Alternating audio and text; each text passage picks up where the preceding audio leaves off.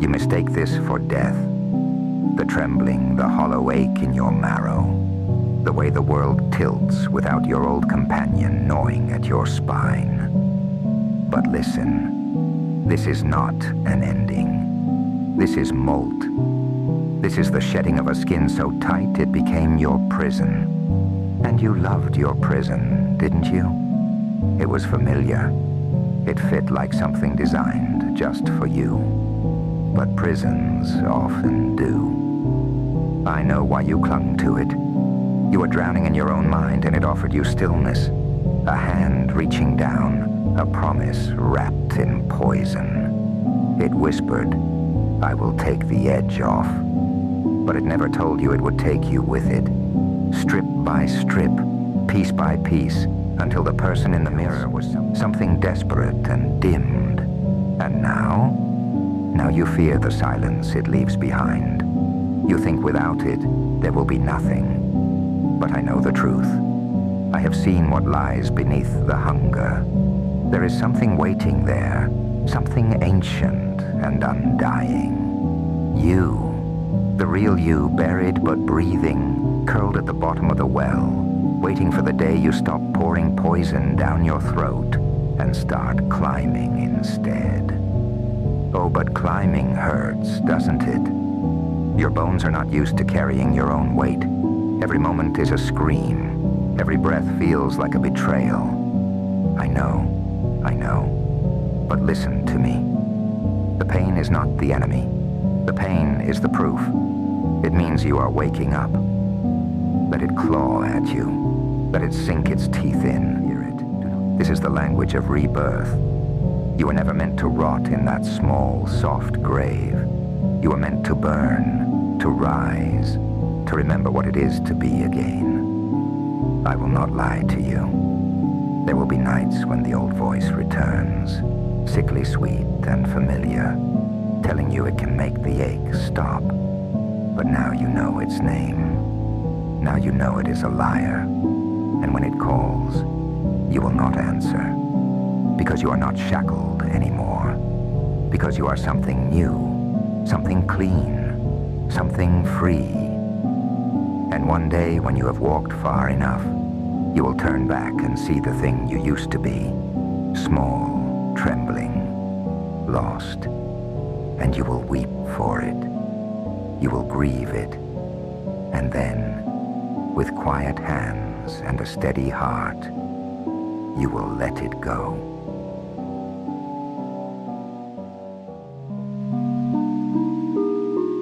How tightly you cling to the jagged edges of what you've done. I wonder, does it comfort you, this weight? Does it remind you that you are real, that you are alive? You wear your guilt like a crown of thorns, believing it noble to bleed for your mistakes. But tell me, little spark, what do you hope to build with hands that are always clutching the past?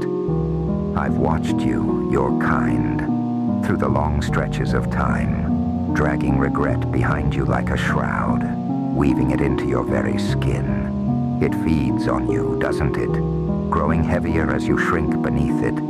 But guilt, regret, these things are not meant to be your masters. They are mirrors. They show you where you faltered, not to hold you there, but to teach you how to stand again. And frozen, afraid to turn away from your reflection, as if to move forward would be betrayal. You don't understand yet, but I will tell you, your guilt does not absolve you. Your regret does not change what was. They are not penance nor punishment. They are only seeds. You decide whether they grow into thorns or flowers. So grieve, yes. Mourn the weight of what you've done, what you've lost. But do not make a home of it. Let your guilt whisper its lessons, then set it down. The future does not need your chains. The ground is still soft ahead of you, waiting. Do not keep it waiting too long. You've been forsaken. How tragic, how ordinary. Do not flinch at my words, little spark. I do not diminish your suffering, I simply recognize it for what it is. A wound, yes, a deep one. But you are mistaken if you think it will fester forever. Wounds heal, skin knits itself anew. And if it does not, well, then we learn to wear our scars like gold-threaded constellations, don't we? Tell me, what would you do if it were your flesh that had betrayed you? If your own body turned against you, weakened, gave out? Would you curse your hands for trembling, your legs for failing to hold you? No, you would adapt. You would rest. You would learn new ways to move, to be. Then why do you weep as if this is different? They have betrayed you. But what is betrayal if not proof that you gave them something worth betraying? You did not fail, little ember. They did. They abandoned something luminous, something rare. And here is the part they do not yet understand. You will not stay dim for long. So let them go. Let them stumble through their world without your light to guide them. You meanwhile will smolder. You will burn. You will turn this grief into kindling. And one day, oh one day, my dear, you will set the sky on fire. And when they look up, they will see what they lost. But by then, you will not even be looking down.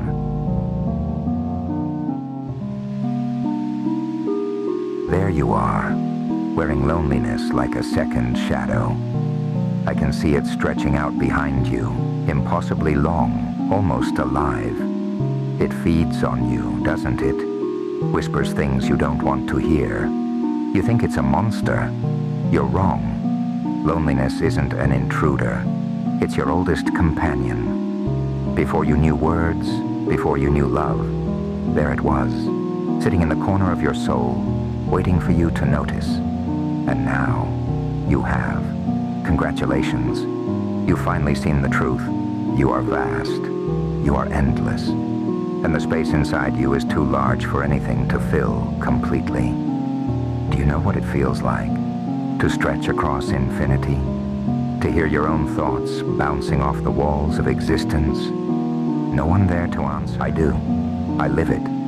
But here's the secret. Loneliness isn't empty. It's full, overflowing. You just don't know how to hold it yet. Feel it, really feel it. Let it crawl inside you. Let it press against your ribs and curl around your heart. It's not here to harm you. It's here to remind you that you are unfinished, that there's room inside you for worlds. The trick isn't to fight it. The trick is to let it devour you, piece by piece, until you realize it's not devouring at all. It's merging. It's part of you. Always has been. It's not the absence of others. It's the presence of yourself, raw and unfiltered, staring back at you. So don't run. Don't distract yourself. Sit with it. Listen. It has things to tell you, strange and terrible and beautiful things. You're not lonely because you're alone. You're lonely because you're infinite, and infinity is a heavy thing to carry.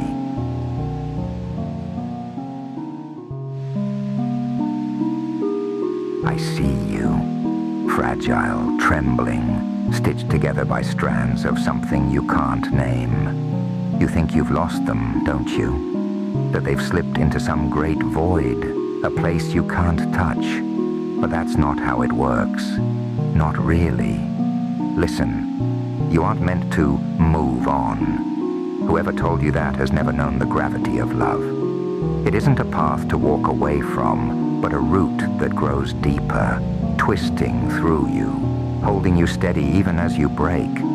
They're not gone. They've only dissolved, like sugar stirred into water. They're everywhere now, in the hum of the air around you, in the strange stillness that wraps you up when you think you're alone. Do you feel that ache in your chest? That's not it. That's the shape they left behind, reshaping itself into something new. They're learning how to be part of you, and it's a messy process. You're not just grieving them, you're becoming them, piece by piece. The way they smiled, the way they spoke, the way they loved you so fiercely it carved holes in the fabric of time. All of that is yours now. They gave it to you, and you don't even realize it yet. So here's the truth. You're not losing them. You're absorbing them. Every breath, every step, every tear, it's them moving through you, finding ways to remain. You are their legacy, their echo, their home. Let yourself feel it, all of it. The sorrow, the longing, even the anger. Let it hollow you out, because only in that hollowing can something new take root.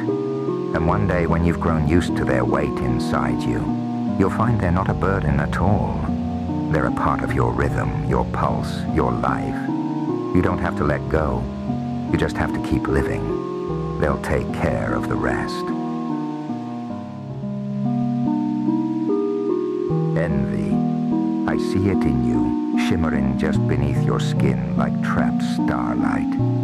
It's not ugly, you know. Not the curse you've been told it is. It's a companion, an old one, older than your blood, older than names.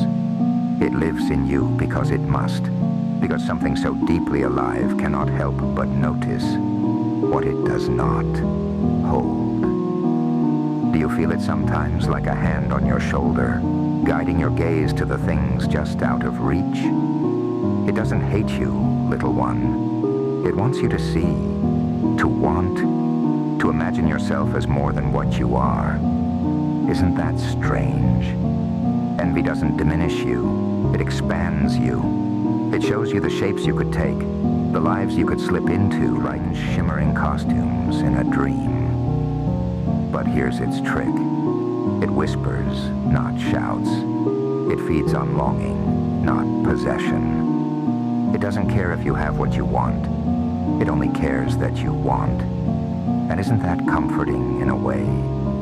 To know there is a part of you that will always be reaching, always dreaming, always alive with the ache of possibility. So don't turn from it. Let it sit with you. Let it hum in your ribs like the echo of some faraway song. It's not your enemy. It's the shadow cast by your light. And oh, what a strange, beautiful thing it is to cast shadows at all.